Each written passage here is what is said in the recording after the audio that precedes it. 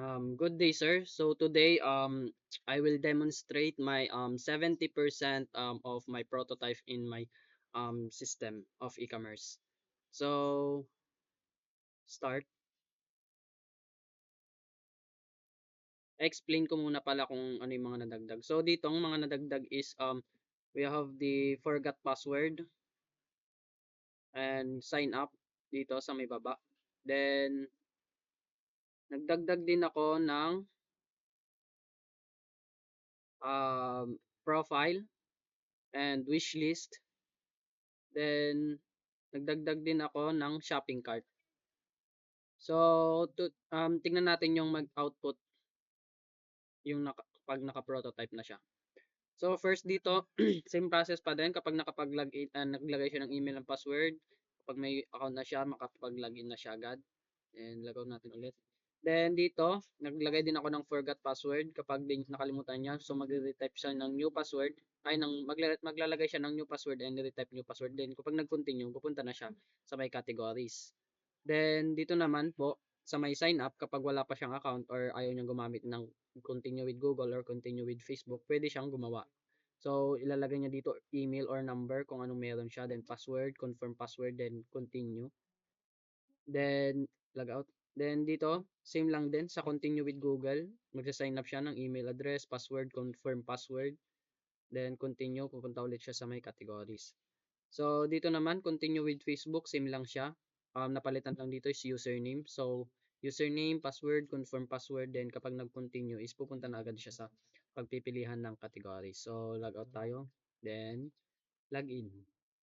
So, dito,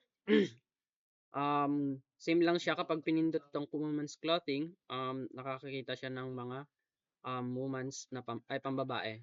Then, dito sa shoes, pwede din siya makakita. Then dito nag-add na ako dito kapag pinindot na rin to is makakapag punta na siya sa shopping cart. Then pwede natin itong maklik, check, or pag gusto natin siyang ipiliin na yan. Then back to categories. Then kapag clinic ulit din natin to sneakers. So dalawa na sila. So pwede din natin silang maklik. Then back to categories. Then same lang dito sa men's clothing, makikita lang din siya. And dito naman, um, sa may shopping cart.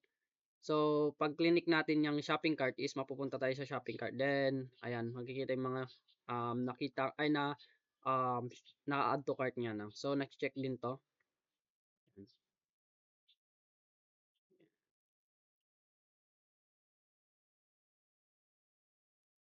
Then, back to categories. Then, ito naman sa may wish list, sa heart icon. So, may wish list po yan. Then, ito po is na, makikita natin we have to add to cart or remove. Add to cart or remove. So, ganyan po siya.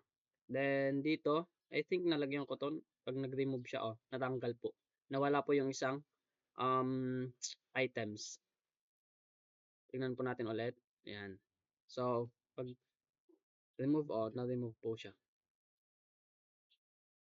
Then, dito naman, sa my profile, isa din po to sa nadagdag ko. So, makikita niyo yung username, name, email, phone number. Sa gender, pwede siyang magpili, male or female.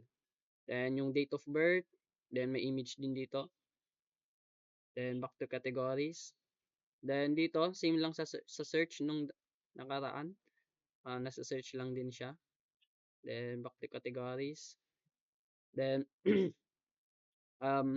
pag magla-log out tayo, so, babalik siya sa may login. So, yun po yung pinaka final output ng 70% namin. Yun po yung mga nadagdag. So, yun po siya.